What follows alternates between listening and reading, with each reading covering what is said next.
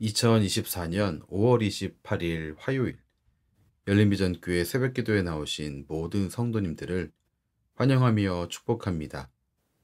오늘 우리가 함께 나누실 하나님 말씀은 사도행전 13장 1절부터 12절까지의 말씀입니다. 신약성경 사도행전 13장 1절부터 12절입니다. 제가 봉독하겠습니다. 안디옥 교회에 선지자들과 교사들이 있으니 곧 바나바와 니게르라 하는 시므온과 구레네 사람 루기오와 분봉왕 헤롯의 젖동생 마나엔과 및 사울이라. 주를 섬겨 금식할 때에 성령이 이르시되 내가 불러 시키는 일을 위하여 바나바와 사울을 따로 세우라 하시니 이에 금식하며 기도하고 두 사람에게 안수하여 보내니라. 두 사람이 성령의 보내심을 받아 실루기아에 내려가 거기서 배 타고 구브로에 가서 살라미에 이르러 하나님의 말씀을 유대인의 여러 회당에서 전할세 요한을 수행원으로 두었더라. 온 섬 가운데로 지나서 바보에 이르러 바 예수라 하는 유대인 거짓 선지자인 마술사를 만나니 그가 총독 서기오 바울과 함께 있으니 서기오 바울은 지혜 있는 사람이라. 바나바와 사울을 불러 하나님의 말씀을 듣고자 하더라. 이 마술사 엘루마는 이 이름을 번역하면 마술사라.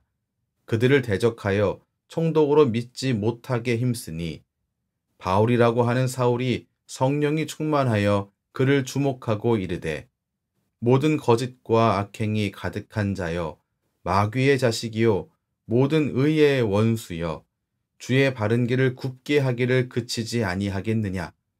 보라 이제 주의 손이 내 위에 있으니 내가 맹인이 되어 얼마 동안 해를 보지 못하리라 하니 즉시 안개와 어둠이 그를 덮어 인도할 사람을 두루 구하는지라. 이에 총독이 그렇게 된 것을 보고 믿으며 주의 가르치심을 놀랍게 여기니라. 아멘. 안디옥 교회는 성령님의 지시를 따라 바나바와 사울을 파송했습니다. 오늘 2절 말씀과 3절에서 확인할 수 있습니다. 그들의 첫 번째 전도 여행은 구브로 섬이었습니다. 바나바의 고향이기도 한 이 구브로 섬. 이곳에서 그들은 유대인에게 먼저 하나님의 말씀을 전하는 것이 좋다고 생각했고, 그래서 유대인의 회당을 이용하는 게 효과적이라고 생각했습니다. 선교에도 지혜와 명철이 필요함을 알 수 있습니다. 이것은 모든 하나님의 일을 감당하는 데 있어서도 동일합니다. 하나님의 뜻을 알고 그 뜻대로 살아가는 데 있어서 지혜와 명철을 구하는 게 마땅합니다. 그렇게 복음을 전하던 중에 구브로 섬의 총독 서기오 바울을 만나서 하나님의 말씀 전할 기회를 얻게 되었다는 것을 오늘 7절 말씀 통해서 확인할 수 있습니다. 그런데 그의 옆에는 바 예수라고 하는 사람이 있었습니다. 이 바 예수라고 하는 사람의 이 이름의 뜻은 예수의 아들이라는 뜻입니다. 여호수아의 아들 이렇게 읽을 수도 있고요. 구원의 아들, 예수와 여호수아라고 하는 그 이름이 가지고 있는 뜻이 구원과 관련된 것이기 때문에 구원의 아들 이렇게 읽을 수도 있습니다. 그는 유대인 거짓 선지자였는데요. 마술을 부려서 그 섬에 있는 사람들에게 상당한 영향을 미친 사람이었습니다. 심지어 총독에게까지도 영향력을 끼치는 사람이었습니다. 오늘 이 8절 말씀에서 이 바예수가 총독에게 어떠한 영향을 끼쳤는가? 총독으로 믿지 못하게 바울이 전하는 하나님에 대하여서 하나님의 말씀을 듣고도 이 말씀에 순종함으로 나아오지 못하게 방해하는 역할을 바로 이 바예수가 했음을 확인할 수 있습니다. 바예수가 복음을 회방한 이유는 무엇인가? 만약 이 서기오 바울이 예수님을 믿게 되면 그의 영향력이 이제 사라지게 될 것을 염려했기 때문이었습니다. 자신의 일자리를 잃게 될 것이기 때문에 그렇게 회방했던 것이죠. 바울은 이 바예수를 향해서 심판을 선언합니다. 10절과 11절에서 이렇게 말하죠. 거짓과 악행이 가득한 자여, 마귀의 자식이요, 모든 의의 원수요, 주의 바른 길을 굽게 하기를 그치지 않고 계속하는 사람이라고 바예수를 비난했습니다. 바울은 바예수의 이 정체를 드러내면서 그에게 심판을 선언했습니다. 그러자 즉시 안개와 어둠이 그를 덮어서 그의 시력이 사라지게 되어버렸습니다. 근데 이 일을 통하여서 서교 바울은 어떠한 영향을 받게 됐는가? 12절 말씀 보니까 믿으며 주의 가르치심을 놀랍게 여기었다 이렇게 기록하고 있습니다. 이 일을 통해서 서기오 바울은 바예수로부터 노임받게 되었고 하나님을 알게 되는, 하나님 말씀이 가르치고 있는 예수님에 대해서 알게 되고 받아들이게 됐습니다.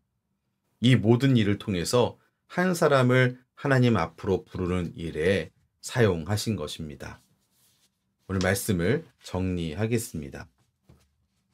성령님의 지시에 의해서 시작된 전도 여행이었습니다만 하나님의 일을 감당함에 있어서 지혜와 명철이 필요함을 오늘 말씀 통해서 우리는 확인할 수 있습니다. 하나님의 뜻이 무엇인지 구하는 것 참 겸손한 일이며 하나님의 자녀로서 마땅히 행해야 할 일입니다. 그런데 우리가 해야 할 것은 뜻을 구하는 것으로 멈추는 것이 아닙니다. 알게 된 그 뜻을 잘 감당할 수 있는 지혜와 명철도 마땅히 구해야 합니다. 오늘 이 소중한 아침 주님께 지혜와 명철을 구하며 나아가시기 바랍니다. 또 말씀을 통해 기억하셔야 할 것은 복음을 전하는 현장에는 언제나 복음의 대적이 있다는 것, 복음을 방해하는 방해물이 있다는 사실입니다. 바울은 전도 여행 중에 많은 복음의 적들을 만났습니다. 첫 번째 여행부터 그런 사람을 만난 것 확인할 수 있습니다.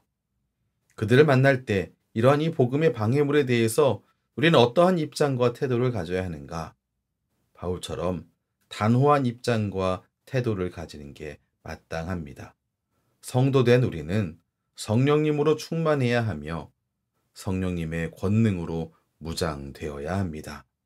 오늘 이 아침도 주님으로 무장하는, 주님으로 충만한 하루 되시기를 주 앞에 간구하며 나아가기를 예수님 이름으로 축원합니다. 기도하겠습니다. 하나님, 오늘도 우리가 따라야 할 온전하신 주님의 뜻을 허락해 주시옵소서. 또한 주님의 뜻을 온전히 이룰 수 있는 지혜와 명철을 우리 한 사람 한 사람에게 내리어 주시옵소서. 오늘도 성령님으로 충만하며 성령님의 권능으로 무장하여 복음을 힘있게 전하는 주님의 일꾼 되기를 소원하오니 그렇게 우리를 세워 주시옵소서. 예수님 이름으로 기도합니다. 아멘. 우리 주 예수 그리스도의 크신 은혜와 하나님 아버지의 무한하신 사랑하심과 성령 하나님의 교통하심이 주님의 귀한 모든 자녀의 삶 가운데에 때마다 일마다 충만하게 넘치시기를 축원하옵나이다. 아멘.